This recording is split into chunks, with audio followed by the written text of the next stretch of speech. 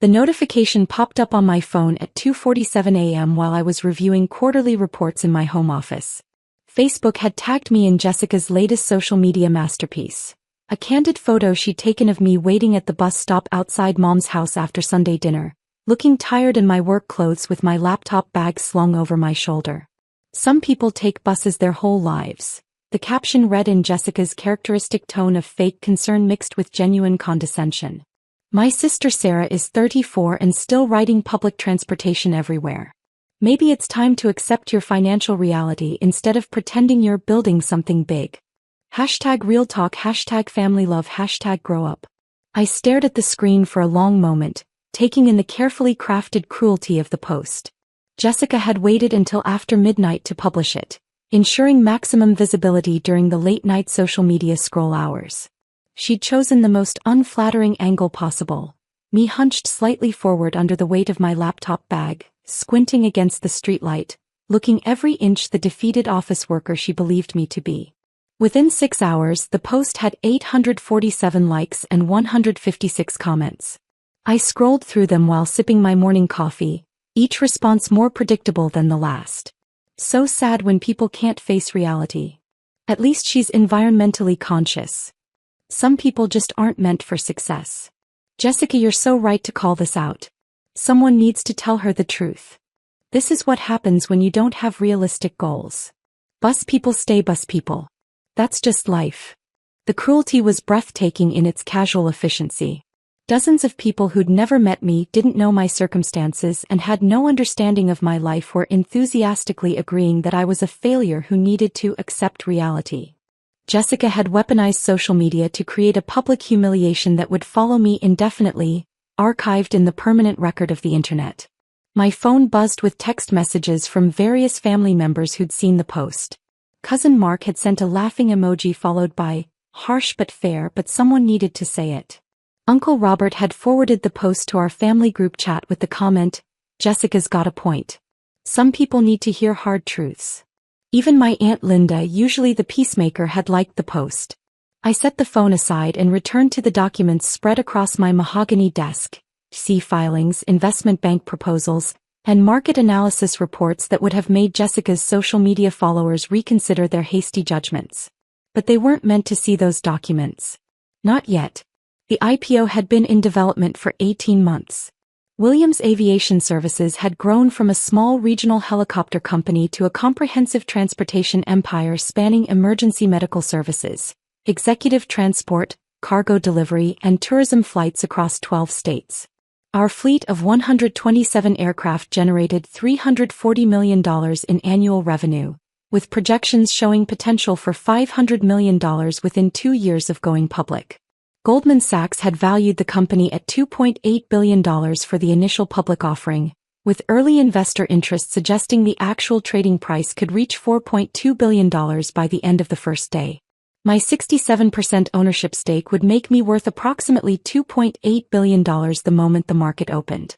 But Jessica didn't know any of that. Neither did the rest of my family. To them, I was just Sarah who took the bus, worked some mysterious transportation job, and lived modestly in a downtown apartment that they assumed represented the peak of my financial capabilities. The decision to keep my success private hadn't been about shame or fear. It had been about protection and strategy. Growing up, I'd watched my family's treatment of anyone who achieved something significant. They either demanded immediate financial support, found reasons to tear down the achievement as undeserved, temporary, or somehow fraudulent, or simply refused to believe it was real until forced to confront undeniable evidence. When I'd started the company 9 years ago with a single used helicopter and a $200,000 loan, I'd made the strategic decision to let them believe I'd remained small. It had started as a necessity. The early years were genuinely precarious, and I couldn't afford to have family members asking for loans or expecting financial support while I was reinvesting every penny back into the business. But as the company grew, the secrecy had become something more sophisticated. It protected me from the constant pressure to fund family vacations, down payments, and emergency expenses that seemed to multiply whenever someone in our family came into money. More importantly, it protected me from their disbelief, their casual dismissal of anything that didn't fit their preconceived notions of what I was capable of achieving. It had been surprisingly easy to maintain the illusion. I kept my apartment in the downtown area. A modest two-bedroom that was actually quite convenient to our main office but looked appropriately humble to family members who visited. I dressed modestly for family events, shopping at the same stores I'd frequented during my genuinely broke years. And I took public transportation whenever I knew family members might see me. The bus stop outside Mom's house was actually 3 blocks from where my driver usually picked me up, but I'd walked there Sunday evening specifically because I'd spotted Jessica's car in the driveway and knew she'd be looking for photo opportunities. She'd been increasingly aggressive about documenting what she saw as my failures, posting subtle digs about family members who never grew up and still lived like college students. She delivered exactly what I'd expected, and exactly what I'd been prepared for. My phone rang at 6:15 a.m. Jessica herself, probably calling to gloat about her viral success. "Did you see my post?" she asked without preamble, her voice bright with satisfaction. "I saw it," I replied calmly, continuing to review the Goldman Sachs market analysis. "Good," she said. "I know it seems harsh, but someone needed to say it. You can't keep living in this fantasy world where you're going to suddenly become some kind of business mogul. You're 34, Sarah. It's time to accept reality." "You're probably right," I agreed, making notes on the projected opening stock price. "I am right," Jessica continued, warming to her theme. "And look, I'm not trying to be mean. I'm trying to help you. The sooner you accept your situation, the sooner you can find some peace with it. There's nothing wrong with taking buses and working regular jobs. Not everyone can be successful in business." "That's very thoughtful of you," I said, checking the time. "Markets would open in 3.5 hours. I just don't want you to waste any more years chasing these impossible dreams. You could be happy if you just accepted who you are." "And who am I, Jessica?" "You're someone who takes buses," she said simply. "Someone who works a regular transportation job and lives in a small apartment and doesn't have a lot of money. That's okay. That's who you are." "Interesting perspective," I replied, watching the social media metrics update in real time on my computer screen. Her post was now approaching 1,200 likes. "The post is really resonating with people," Jessica said, unable to keep the pride out of her voice. "I think a lot of people recognize the situation, having a family member who just can't face reality about their limitations. It's certainly getting attention," I agreed. "Sometimes public accountability is what people need," Jessica continued. "When someone's living in denial, sometimes it takes their community to help them see the truth." After she hung up, I continued my morning routine with unusual calm. Jessica's post was spreading exactly as I'd anticipated, creating the perfect setup for what was about to unfold. The timing couldn't have been more perfect if I'd orchestrated it myself, which in a way I had. At 7:23 a.m. my phone rang again. Morgan Stanley, right on schedule. "Ms. Williams, this is David Chin from our IPO team. We wanted to confirm final details before the opening bell."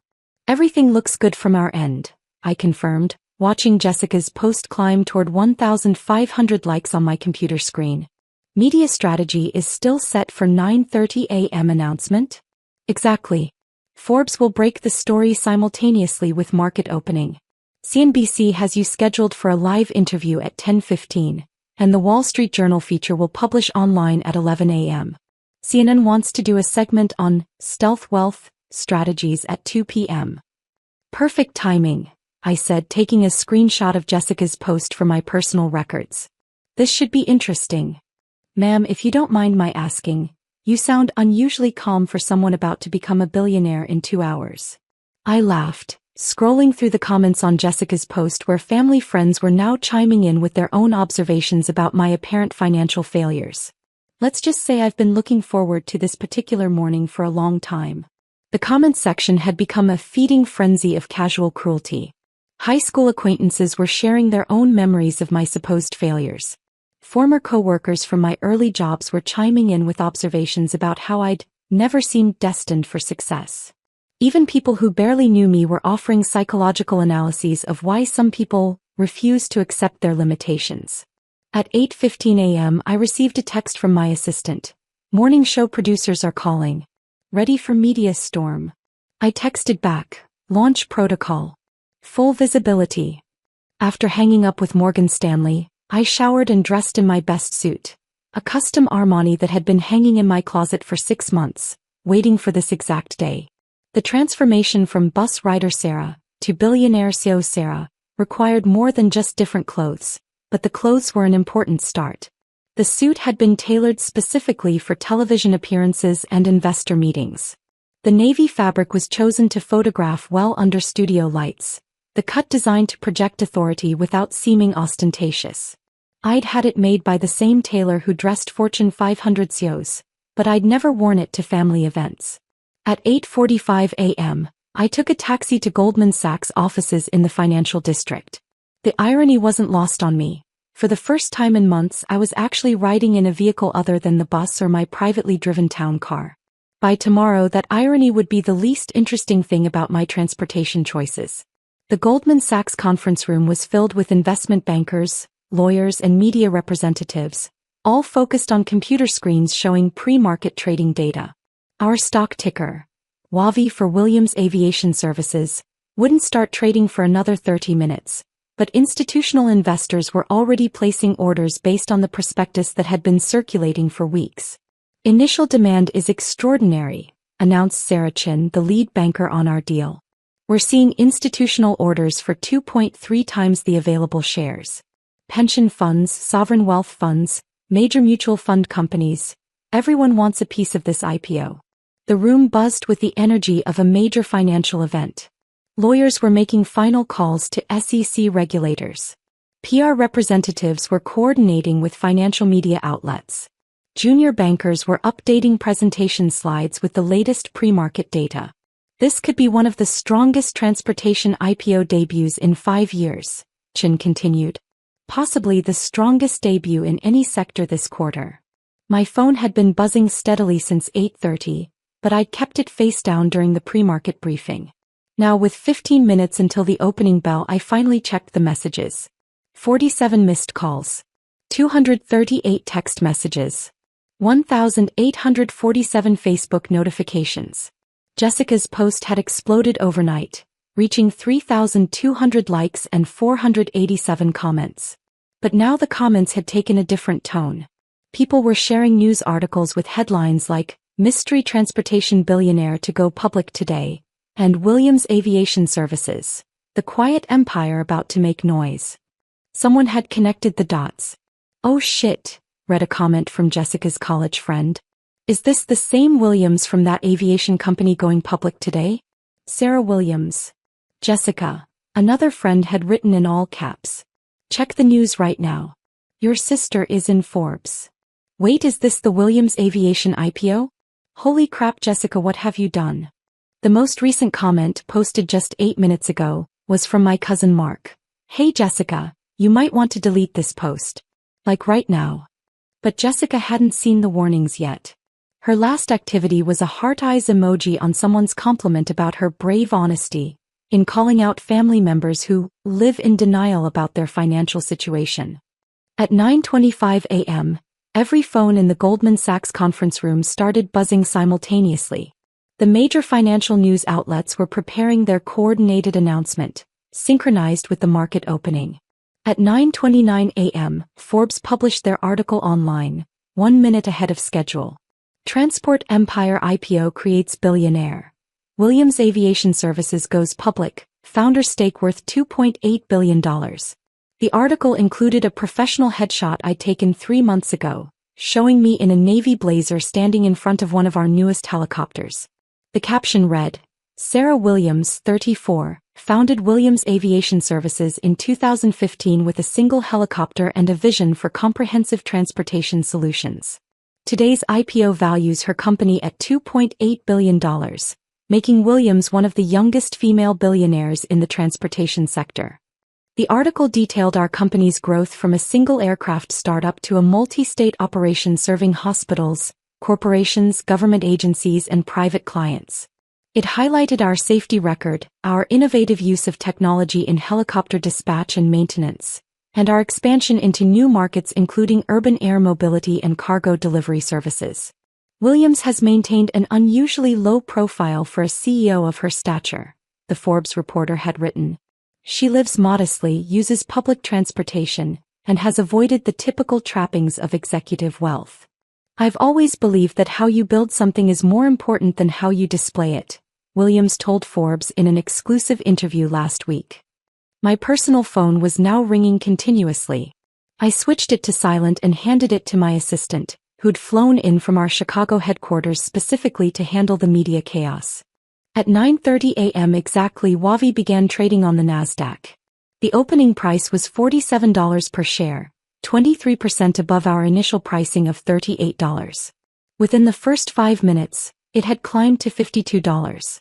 By 9:45, we were at $58 per share, making the company worth $4.1 billion and my personal stake worth approximately $2.7 billion.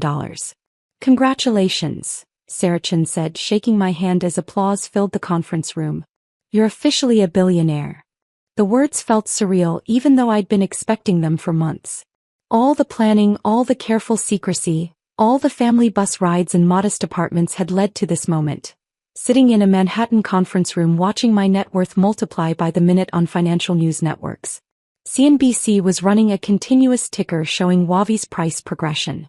Bloomberg had interrupted their regular programming for a special report on the stealth billionaire. The Wall Street Journal had published their feature story with the headline, "The CEO Who Took the Bus, Williams Aviation's Unlikely Success Story." My assistant approached with my phone, her eyes wide. "Ms. Williams, you have 847 missed calls in the past 30 minutes. Your sister Jessica has called 23 times in the last 10 minutes alone. Should I start returning them?" "Just family calls for now," I said, accepting the phone. "Everyone else can go through our media relations team." The first call I returned was to Mom, who answered before the first ring finished. "Sarah." Her voice was high and strained, bordering on hysteria. "Sarah, is this real? Are you really the person in these news articles? Are you really worth billions of dollars?" "It's real, Mom," I confirmed, watching Wavi climb to $61 per share on the conference room monitors. "I'm sorry I didn't tell you sooner. I needed to keep it quiet until the IPO was finalized. But you take the bus," she said, as if this fact alone disproved everything she'd seen on the news. "You live in that little apartment. You wear regular clothes. You said you worked in transportation dispatch." "I do work in transportation," I said gently. "I own the transportation company. And I take the bus because it's environmentally responsible and gives me time to work during my commute. The apartment is downtown because it's convenient to our main office." "Your main office," she repeated faintly. "You have a main office." "We have offices in 12 cities, I explained. The headquarters is in Chicago, but I spend most of my time at the regional office here in town." There was a long silence before she spoke again. "Jessica's post," she said finally, her voice breaking. "Oh honey, Jessica's post. Everyone's seen it. Everyone knows what she said about you." "I saw it," I assured her. "Don't worry about Jessica. We'll work everything out." "She's been getting calls all morning," Mom continued. "Reporters, friends, people from high school, college roommates. Everyone wants to know about her sister, the billionaire. She's not taking it well." I could imagine.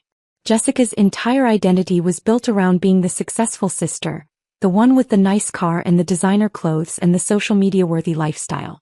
She'd spent years positioning herself as the family success story while treating me as a cautionary tale.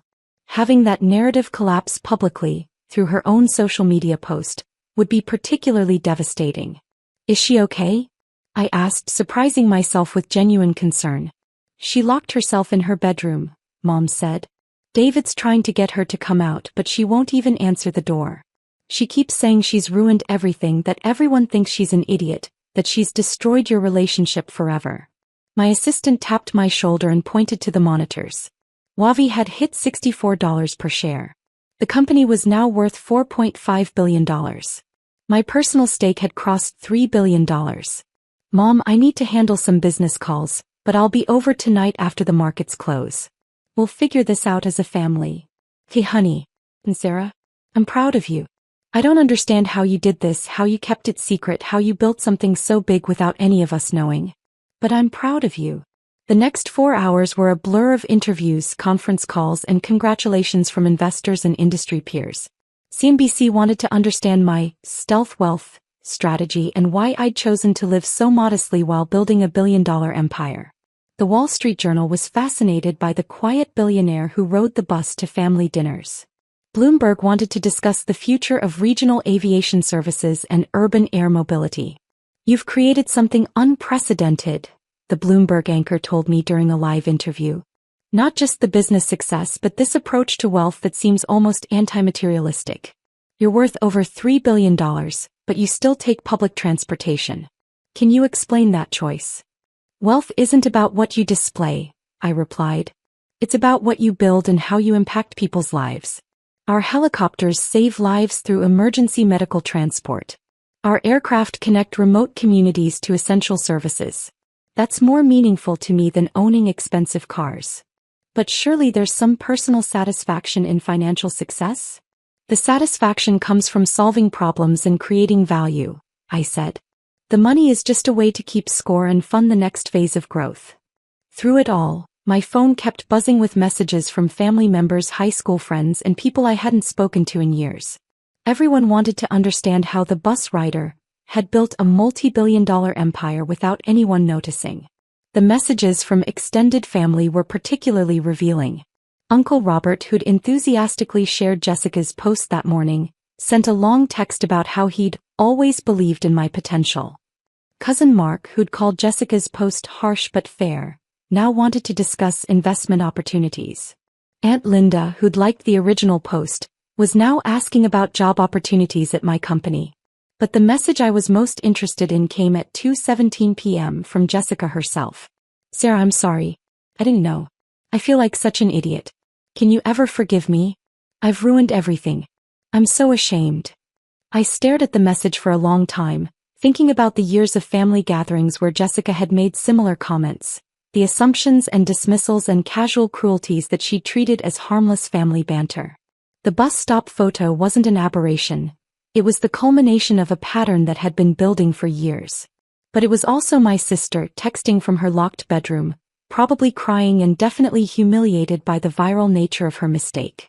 And despite everything, despite years of dismissive comments and public embarrassment, she was still family. I typed back, "Nothing to forgive. Family dinner Sunday? I'll take the bus." Her response came immediately, "I'll pick you up. In whatever car you want me to buy you. Please. I'll do anything to make this right." I laughed out loud in the middle of the Goldman Sachs conference room while billion-dollar deals were being discussed around me. "I like the bus," I typed back. "But maybe we can talk about getting you a helicopter license. I might need a family member who understands the aviation business." "Are you serious?" came her immediate reply. "Dead serious. Williams Aviation could use someone with your social media skills. Turns out you're very good at getting people's attention." Wavi closed its first day of trading at $67 per share, making Williams Aviation Services worth $4.7 billion and my personal stake worth $3.1 billion. The financial news networks called it one of the most successful transportation IPO debuts in market history. The evening news coverage was extraordinary. Every major network led with the story of the stealth billionaire, whose sister had unknowingly exposed her wealth through a cruel social media post. Jessica's original Facebook post had been shared over 50,000 times, but now it was being shared as an example of how assumptions about success can be completely wrong. "This is a cautionary tale about judging people based on appearances," one CNN commentator observed. Sarah Williams built a billion-dollar empire while maintaining the lifestyle of a regular working person. Her sister's attempt to publicly shame her for taking buses backfired spectacularly when it turned out Williams could buy the entire bus company if she wanted to. But the real success, I thought as I finally headed home that evening, wasn't the money or the media attention or even Jessica's public comeuppance. It was the phone call I'd received at 4:30 p.m. from my company's head of human resources. "Ms. Williams," she'd said, "we've received over 3,000 job applications since the news broke. People are saying they want to work for a company led by someone who stays humble despite success. The applications are coming from MIT graduates, Harvard MBAs, former Google executives. Everyone wants to be part of what we're building." That was the real victory. Not the money, not the vindication, but the recognition that the values I'd tried to build into the company, substance over appearance, Impact over image, long-term value over short-term gain, were resonating with people who shared those priorities. When I got home that night, there was a car in my apartment building's parking lot. Jessica's BMW, which suddenly looked very different to me now that I knew I could buy 100 of them without making a dent in my net worth. She was sitting on the steps outside my building, still in the same clothes she'd been wearing in her social media photos from the morning, but now they looked wrinkled and her makeup was streaked from crying. "I brought Chinese takeout," she said when she saw me, holding up the familiar white containers. "And I have some things to explain. And apologize for. A lot of things." I sat down beside her on the concrete steps, still wearing my custom suit from the day's interviews, and accepted a container of lo mein. "Are you really worth $3 billion? She asked quietly. "As of market close today, $3.1 billion, I confirmed. "But I'm still your sister who likes Chinese takeout and takes the bus when it's environmentally responsible." Jessica stared at me for a long moment, her eyes red from crying, her perfect hair disheveled for the first time I could remember.